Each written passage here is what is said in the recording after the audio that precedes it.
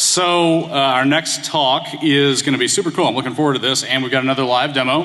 We're going to learn about how to mess with your smart TV system, and I'm guessing probably make it do things that it wasn't intended to originally. Is that right?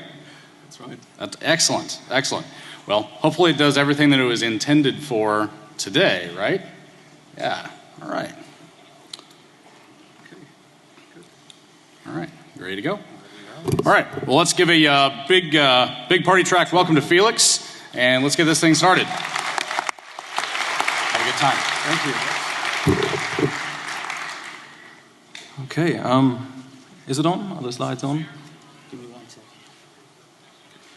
We still got to get the video setup up because I want to show you live how to exploit the system and so on. So I've brought a box, but we need to switch the video projector in between. So we are still working on this.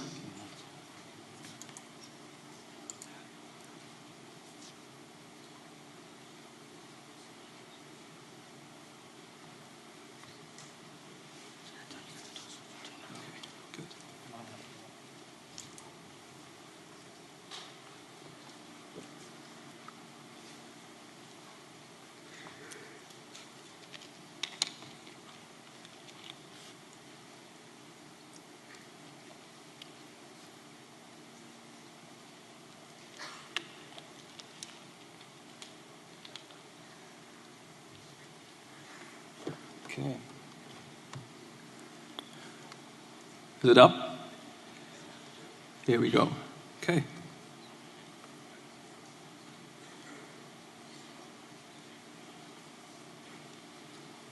There's no sound, starts very well.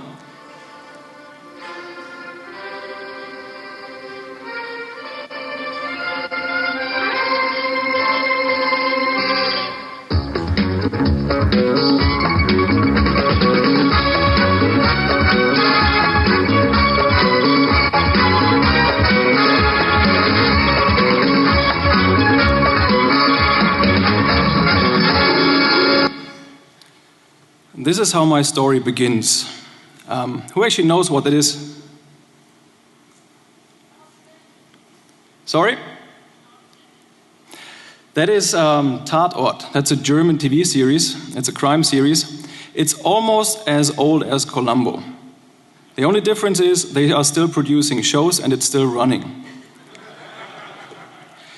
So in some German families, it's a tradition that after the weekend is over, on Sunday evening, 8:15, you sit down, you switch on the first TV channel that was ever there, and that's still there, and you watch the show, new episode. And since it's a tradition, it's also something that my wife and I like to do. And we moved to a different country a few years back, and unfortunately we were not able to see this show anymore, and that's kind of sad, and that's the beginning of the story. So who am I? My name is Felix Leder, and my passion is to take things apart and to put other things together that help to take things apart.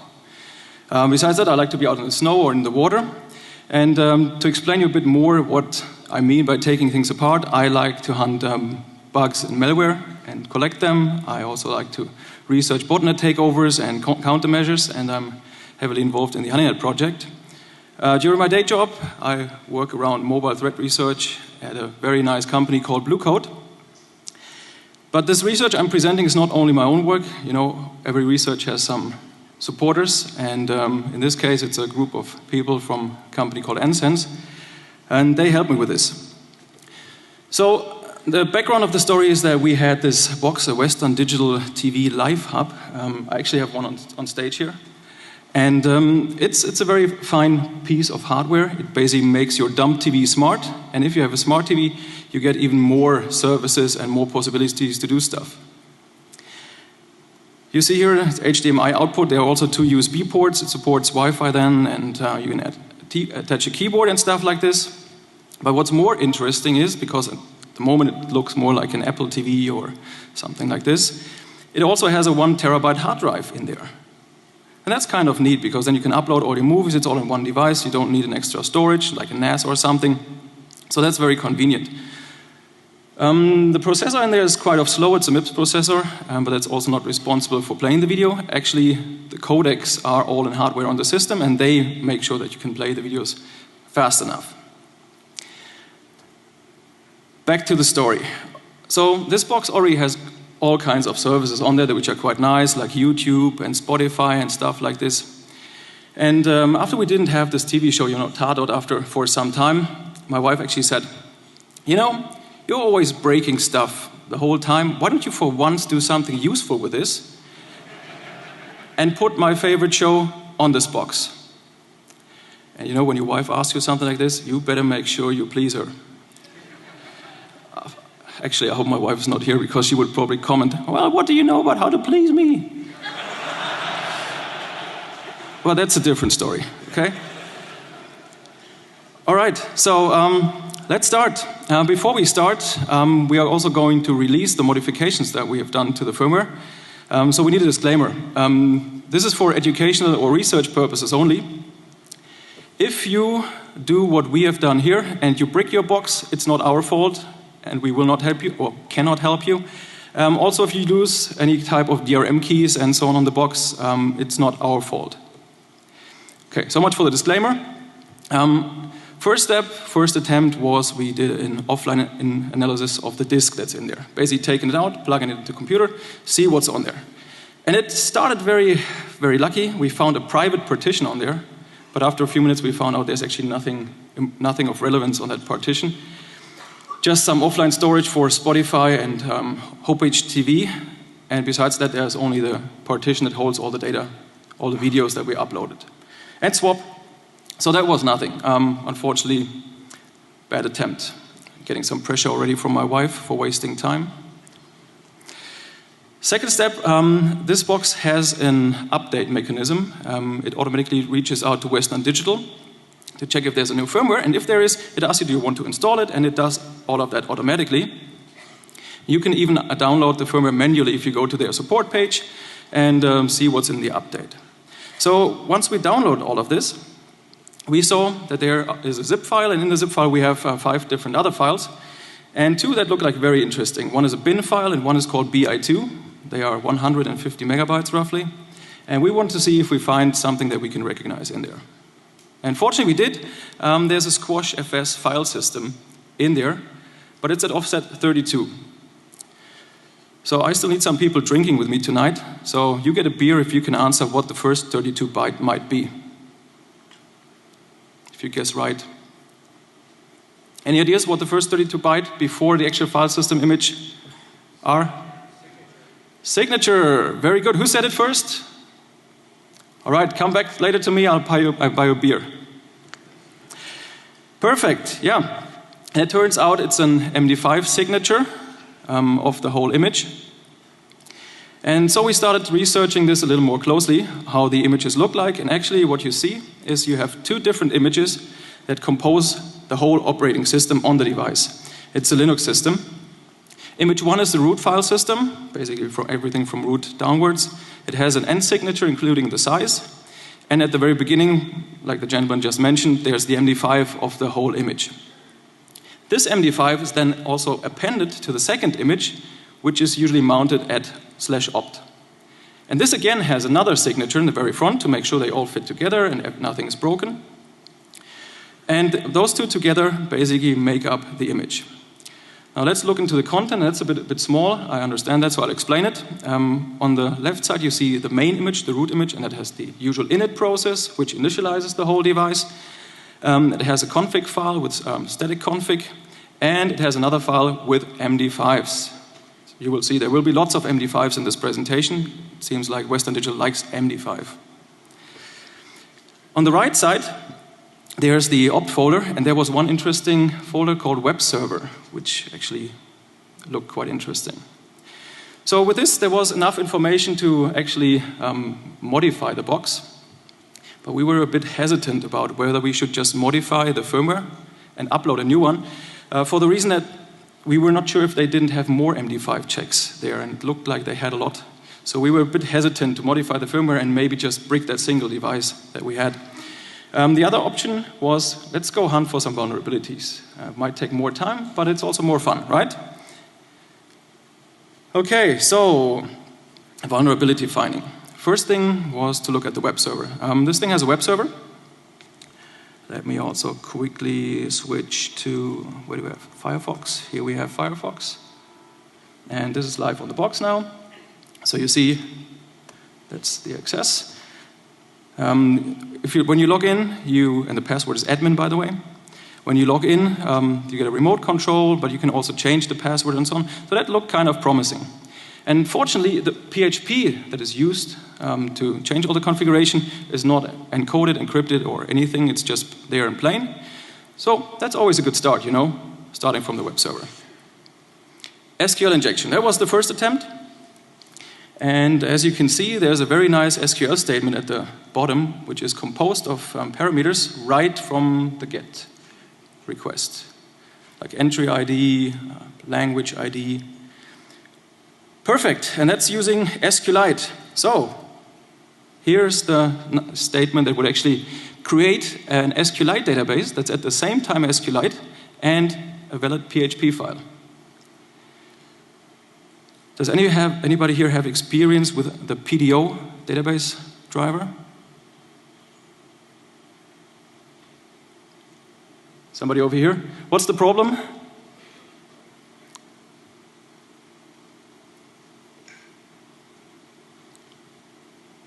Don't see it. PDO only allows one statement at a time. And we wanted to inject 5 statements here. So, unfortunately, it didn't work. And even if it had worked, we found out later that this part of the file system is actually read-only. So, no chance at all. Bummer. Okay, being on the web server track, next thing to try was remote file inclusion. And what we found out is there's a remote file inclusion or a file inclusion possibility based on the language, which is stored in the cookie. So let me switch back to the web server. And you can see there you have to enter a password. And down here you can select the language. Okay, I have a cookie editor up here. And if we refresh it, you can see there's a language ID of 3 in here. So we were wondering, okay, can we just modify this, adding a few dots, adding a few slashes? Do you want to save? Did I press the right button? The screen's a bit far away. Yeah, I did. So as you can see, now we get an error message saying, oh, it didn't find the file home.php. And then we thought, okay, why not just upload a file called home.php to the folder that we can access via SMB. And then modify the cookie to point to that, and actually you can calculate the path just by looking at the firmware.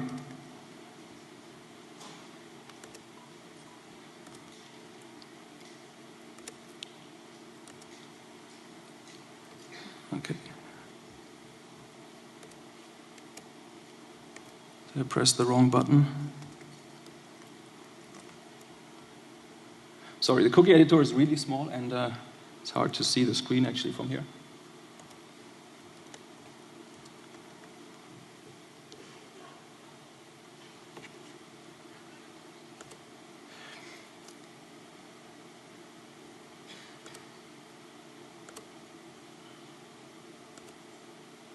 Okay, wow, nice. Now we got a PHP shell.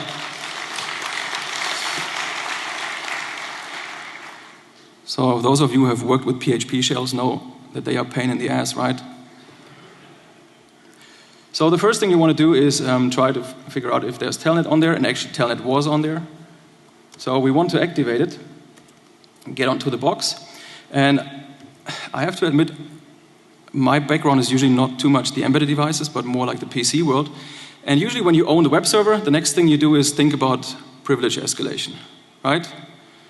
So same thing here. Let's go and telnet into the box. And in order to know like from which account to escape or to get the privileges, first you figure out which account you are, and whoop! Hey, we're root already. Oh, this was significantly easier than I expected. But you can also see my stupidity on the screen, because actually the PHP shell already tells you that you're root.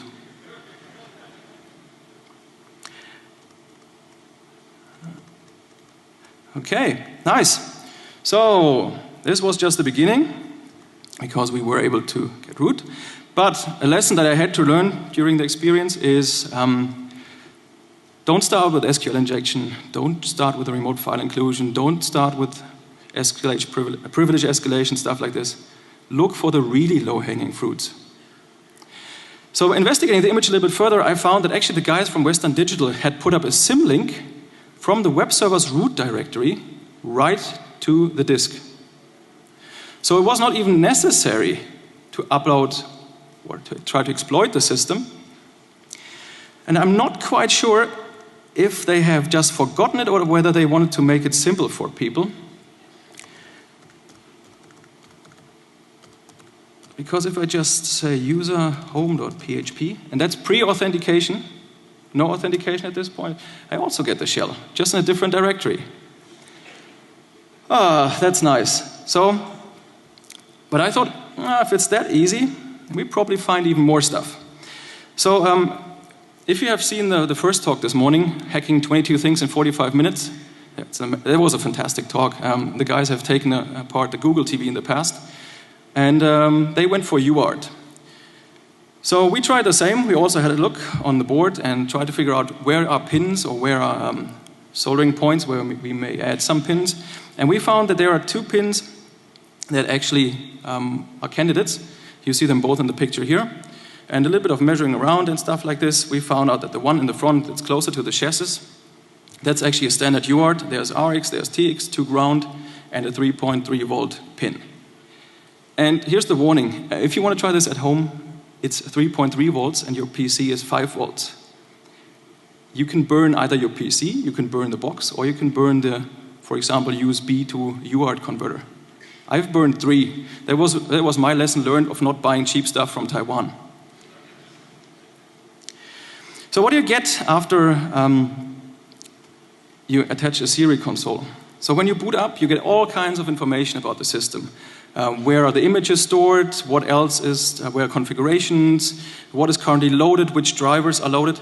And actually when you have the system up and running and see the screen of the system and you push a button on the remote control or something, it tells you exactly which button you pressed and which actions are taken in order to get there. So this is perfect debugging. Perfect. When it was finished, you see something like this. I told you they like MD5s, so you see an MD5. And you see login. What's the password? That's a chance for winning another beer tonight. Admin. It's not that easy. It's not as easy as hacker, as admin, as OEM root or something. These guys like MD5s.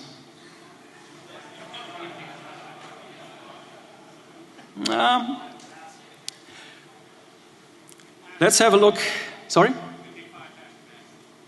MD5 average admin. Yeah, it's close, but it's not quite. It's a little more sophisticated. Actually, I talked to another guy a few minutes earlier, and he said, actually, at least they did one thing right, but let's have a closer look.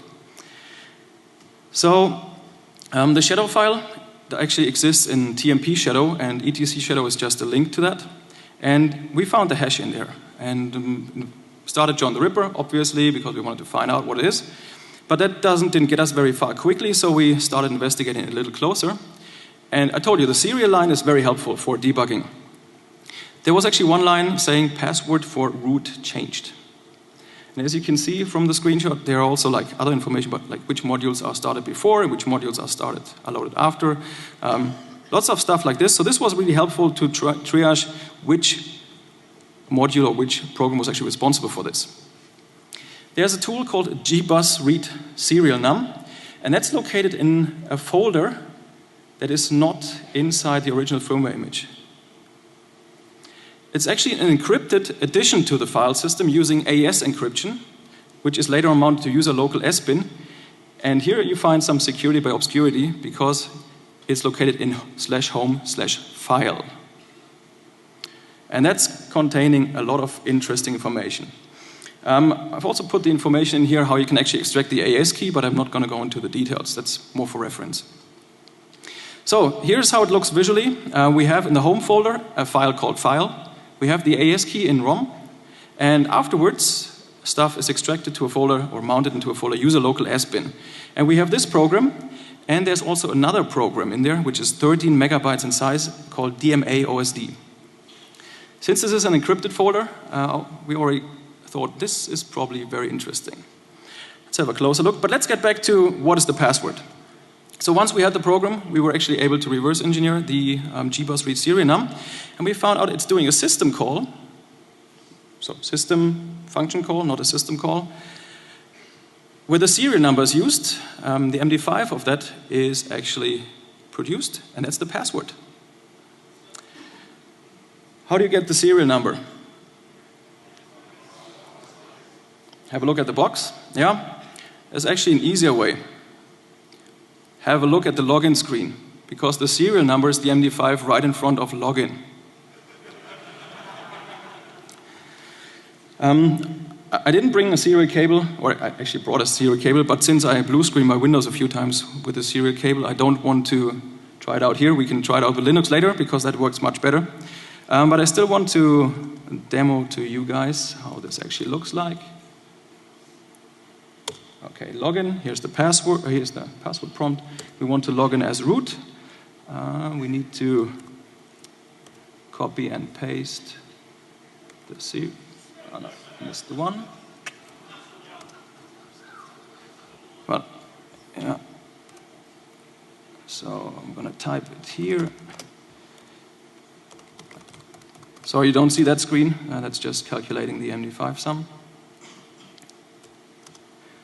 And then move that over here. Paste. Hey, I have another root shell.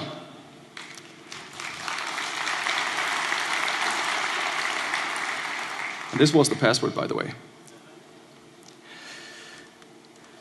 Okay, you probably know this yourself. At this point in time, you say, yes! Right? Because you're root. Always feels good to be root. Especially on systems that you haven't been root on before. So that's the point in time when my wife came back in. Sounds good. Are you done yet? And I said, halfway. Okay, because the next step was actually to find out where are the apps located. And if you look around on the root file system or in the file system in general, you will find a lot of logos for the services and a lot of hints. And you find some DRM files, but there are also some apps for which you only find the logos and nothing else. One of them is redbull.tv, AOL, Build.de, and some others. So we were really wondering, where are the apps, especially for those? And then we had a closer look at this process. DMA OSD, the on-screen display. This is the last process that started as part of the init process. If this process dies, the whole box automatically reboots. There's a watchdog around it. It's located in the encrypted partition that we were talking about with AES before. And this single process uses up 150 megabytes of the 200 available on the box. So it seems like this is an important piece. And looking more closely into this process, we actually found some hard-coded URLs in there. Like, for example, hdaol.com/westerndigital.htm. And some others. Okay, and when you go to these web pages, and now I have to check the resolution of the projector here. Let's go to AOL. It's hard to see on AOL. Let's try this Russian framework, this Russian site. So this is a Russian video site, and basically you can buy or stream videos from there.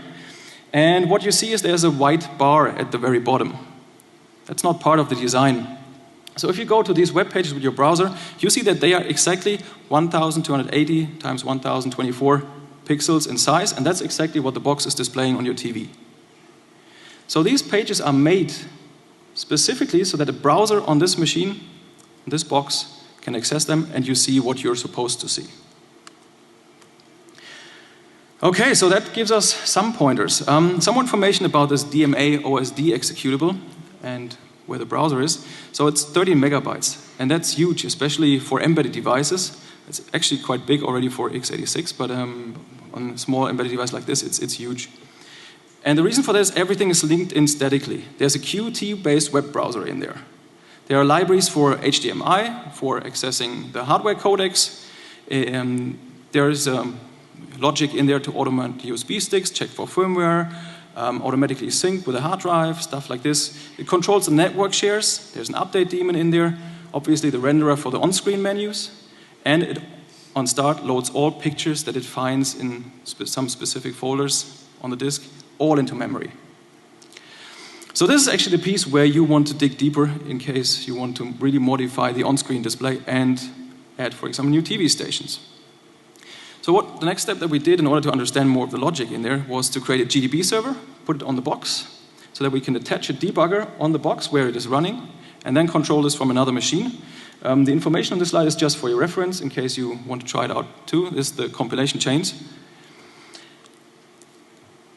The nice thing is, if you're already reverse engineering the whole thing and are running IDA Pro has a GDB stub already built in, and they support MIPS. So you can actually use IDA Pro right away to debug this process. Unfortunately, it breaks sometimes. So don't fully rely on it. This has actually cost a few evenings. Okay, actually at this point my wife came back and looked over my shoulder and said, "You are again looking at assembly. What's the status?" "The program is starting soon, I want to see it." I said, I'm making progress, but yeah, let's see. So now we know there's a web server on the box, right? And there's one nice thing. The broadcaster, das Erste, they have a live stream. They have a live stream on the internet. And let's see. I need to check out it. Obviously, there's no Tardot running at the moment. Let's see if we can actually get a live stream there, because they block some content to other sites. No, unfortunately not at the moment. I was hoping that they're streaming at least the news. They are not. But we'll still show you how this stuff works. So this time I was dedicated to go for the low-hanging fruits, you know?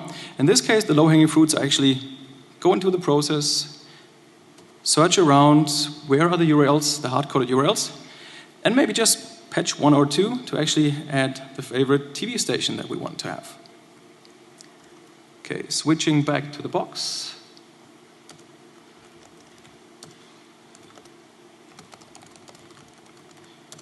So,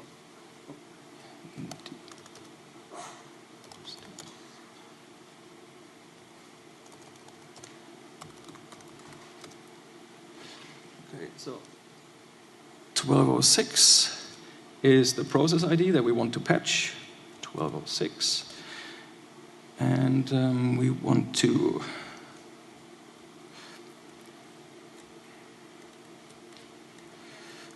let's take, for example, the Red Bull entry, Red Bull TV entry. And we redirect it to Google in Germany.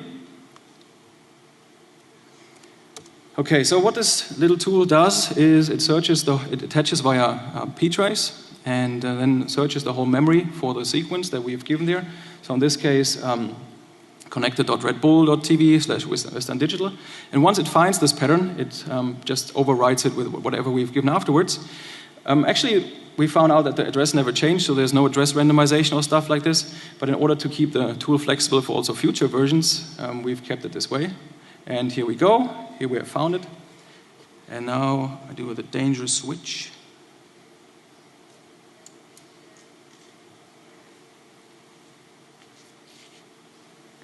Okay, so now you see the box in action.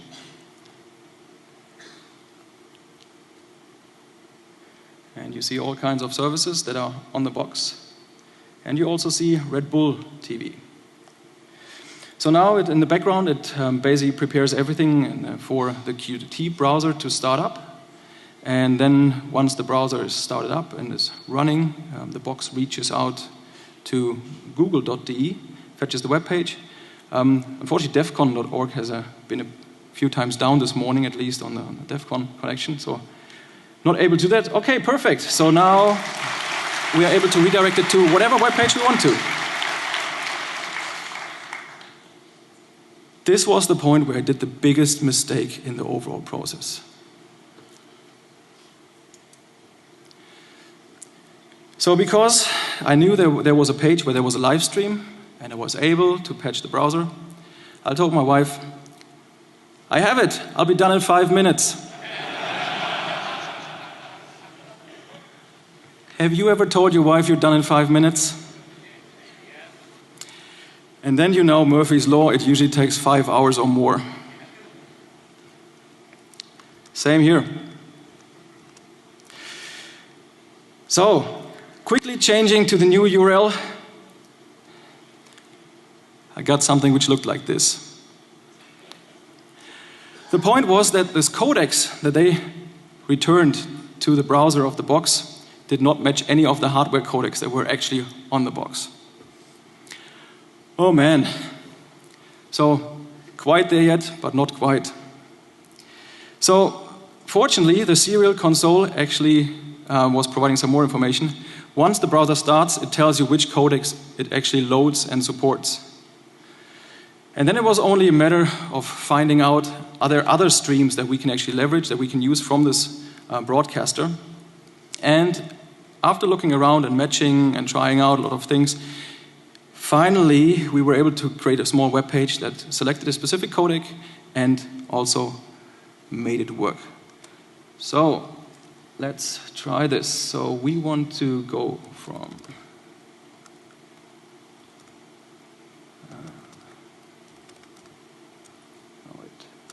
so now we have patched it to HTTP google.de, and we want to take it. Just a second, I have to go back to another slide where I have the original URL. I don't want to mistype anything. The problem is if I mess up with the box at this point in time, it takes at least 3 minutes to reboot, so I try to avoid this as much as possible. Okay. So the process ID was 1206. Okay, looks good. So again, attach pretrace, search the memory, and this time we want to remove google.de and override it with a page that we have put on the local drive. And now you can see actually the URL again, /user, which automatically gets you from the root of the web server down to the page that you can upload. Okay, that takes a few seconds. Here we go. Let's switch back, and unfortunately we have to restart Red Bull, not the whole box fortunately. So the page is up a little bit quicker now. Now it's trying to get the stream, and at least we should get the stream that's saying you're not supposed to see this program. Takes some time, needs to buffer, and actually they are really streaming the message, you're not supposed to see this.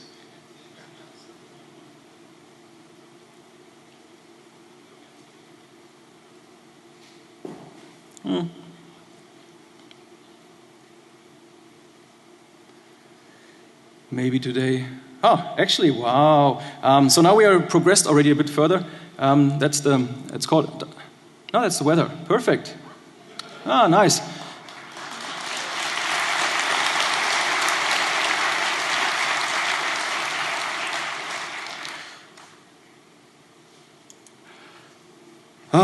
You know,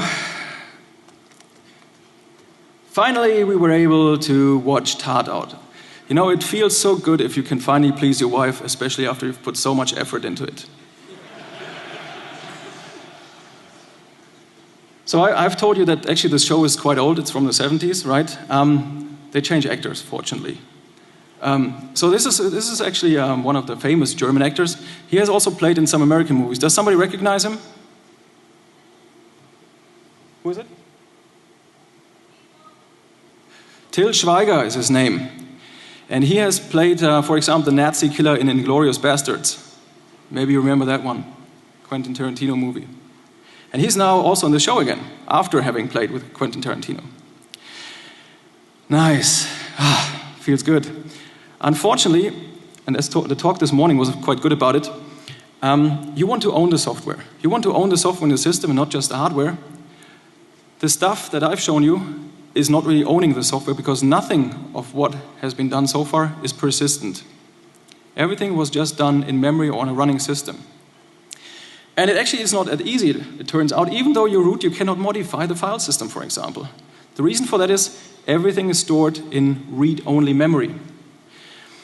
And when the system is booted, everything that needs to be changed, like, for example, the shadow file, hosts file, you name it, everything gets copied to /tmp and is used from there, and you only see symlinks to there. The reason for that is quite simple. If you just pull out the power or have a power outage or whatever, you can never break the box because you will always get a clean copy from ROM, and everything that's volatile is basically gone. The configuration is also stored in a specific region in the ROM or in the flash memory.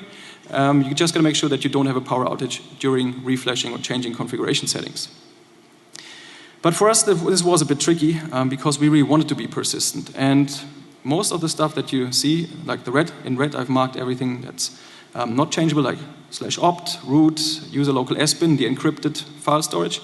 The only thing that's really persistent and lives long is the hard drive. And we wanted to be persistent. So, some more requirements. We wanted to actually try to keep this clean reset scheme that you at any point in time can unplug the system and it still works. It should be persistent and it should be writable. So it would be possible, and based on the information that we had, to actually flash the drive every time we want to have a change. Or to somehow use the hard drive. If you flash a device often enough, especially when you experiment with the firmware, I promise you at one point you will brick it. And I only had one device, and my wife didn't want to get didn't want to lose this feature. So I had to make sure this device stays up and running. So another requirement, or another thing that we were a bit scared to do, is we didn't want to patch the main image. We only want to patch the second image because the main image was full of MD5 sums and integrity checks. Investigating the boot process, we actually found something that was very interesting. There's the init process, which starts run all, which runs a tool called dmaosd.sh, which is later on starting the main executable. But this script is looking for another script called optqt bin runqt in the opt partition. And this script wasn't there. So it's looking if this file is present. If it's there, it's executing it. If not, it doesn't do anything. So that's perfect. They have taken out a file and have left the executable in the boot process for us to just place it there. Very kind of them. There's only a little challenge with this. The challenge is this script is run first, and only after it returns, the main process, the main executable is started. And the main executable, dmaosd, is actually responsible for mounting the hard drive. So we cannot modify anything to load additional stuff from the hard drive until this final process is started. So that's not an overly tough challenge, I admit that. So what we did is basically returning from runqt and start a background process, which is monitoring for the hard drive to come up, but just in the background. So is the hard drive up yet? No? Okay, let's wait 5 seconds. There yet? No? Just wait 5 seconds. At one point, the hard drive is there, and then we can basically continue to load stuff from there and execute it. So this way we have created a second stage Linux start, and if you look at SMB, you see it here. There we have an init script. You just upload it to the root folder via SMB, and you have your own new boot process. Second stage, obviously. On the device itself, it's in a different path, but that's okay. So now you can start to modify via SMB the firmware as much as you like, and any change, anything you do can be reverted. Actually, there are some limitations to that. You can only do stuff outside the rootfs, or you have to remount it. And all of the processes are already running, So you cannot really modify them except of patching them with ptrace or something like we did. So the nice thing about this firmware extension is you can undo everything via SMB. You just go there via SMB, change the files back to what they were before, and if you completely mess up the systems, you just remove all of the files and you're good to go again like the firmware was originally. If you even mess up SMB, you still have the option to take the hard drive out, put it in a normal PC, and undo all the changes. So, very convenient way to experiment without any risk of breaking the box.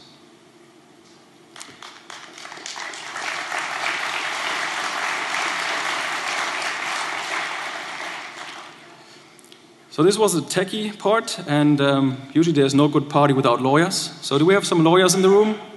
No good party without lawyers. Come on, there must be some lawyer in the room. Or at least usually there's somebody who's saying, hey, you were talking about Linux, what about GPL violations? And actually, yeah, Western Digital has been thinking about GPL violations. And they are making their firmware available as a GPL variant. Okay, now you might say, why the heck did you spend all that time on changing the original firmware if you just download the original GPL firmware and upload that? There's actually a reason for that. Because if you go to the web page, there's a warning. Let me read the last sentence to you. Once you install third-party or user-modified firmware, even if the product is rolled back to the original firmware from Western Digital, access to certain features will be disabled. What does that mean? That means they delete all DRM keys if they find out you're uploading the GPL firmware. So, no more Spotify. There have been some complaints in forums where people have not been able to access Netflix, for example, anymore. So, unfortunately, this doesn't give you the full feature set. With the firmware that we are going to release, we have not seen the loss of any DRM keys, but still we don't want to give any guarantee for that, obviously. But since we just slightly patched the original firmware, we actually don't expect it to blow up. Disclosure, next political topic. I looked up on Shodan. There were a little more than 500 boxes which were openly accessible on the internet. 500. There are a lot more, obviously, in houses and closed networks. I heard some estimations there between 10,000 and 100,000 boxes out there.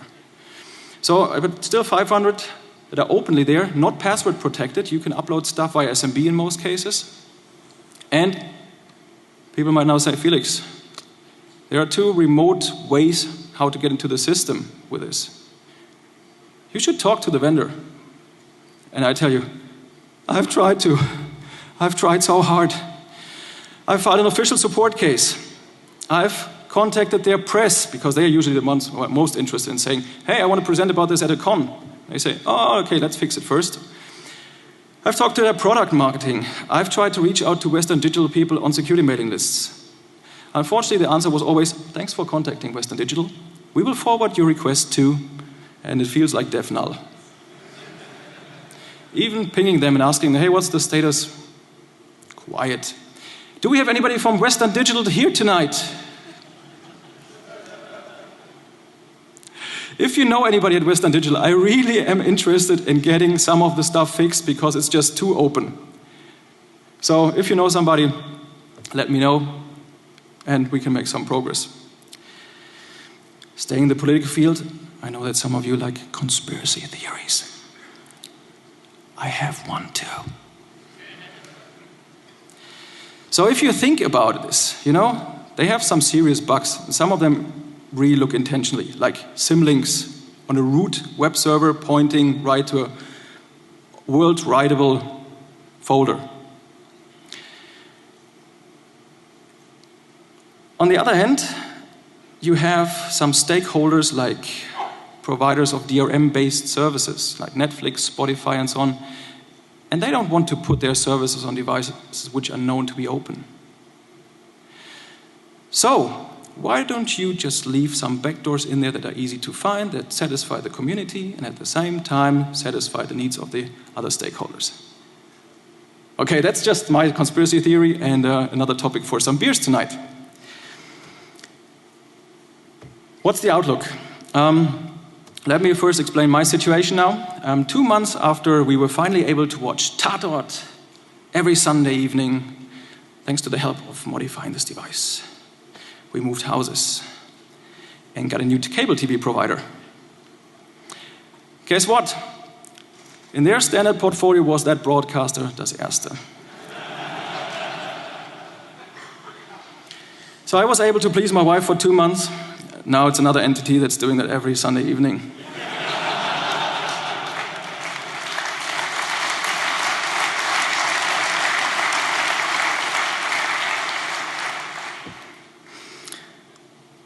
Maybe life is better for you. First, again, the disclaimer: in case you lose your DRM keys or break your box, it's not our problem. This firmware is just for educational purposes. But if you are now interested in actually getting it, and it will also be on the last slide, and obviously we'll give the slides out, it's on wdtv.uphero.com. You can download there. You can also download our version of the second stage init script, in case you don't want to create your own, and you can modify it from there. And now you can go and, based on the techniques that are presented here, patch the system to add your own TV channels.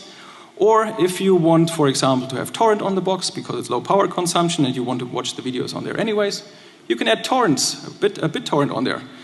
Or if you have problems not seeing other countries' streams because you're IP limited, GeoIP limited, you might even add VPN services to it. And if you're really crazy, you can also find a MIPS version of Bitcoin mining and try to hammer the box with some Bitcoin mining. But you won't get rich with this. Just a hint, you can use Debian Squeeze packages for MIPSL and simply upload the executables and libraries to the box, and most of them work right away. We have not been the first ones to actually research this. There's an awesome guy called B-Red, and he has done fantastic work on the previous boxes from Western Digital. Most of them were without storage, but you should definitely go and check out his pages to get some more inspiration. So that leaves us with 3 minutes left for questions, and here's also the URL again in case you want to try out and play a bit with the firmware.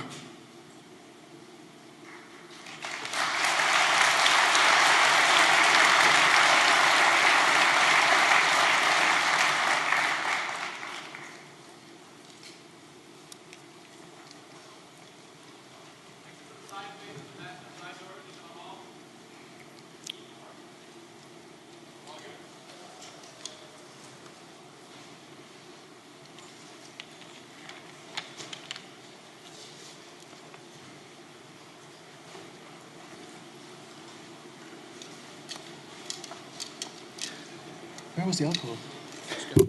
Let's give him a hand one more time. Great talk. Now, one thing, I don't know if you guys have been noticing, but a lot of our speakers that have earned their merits have been getting these patches. How many people here think that Felix's wife should get a patch too?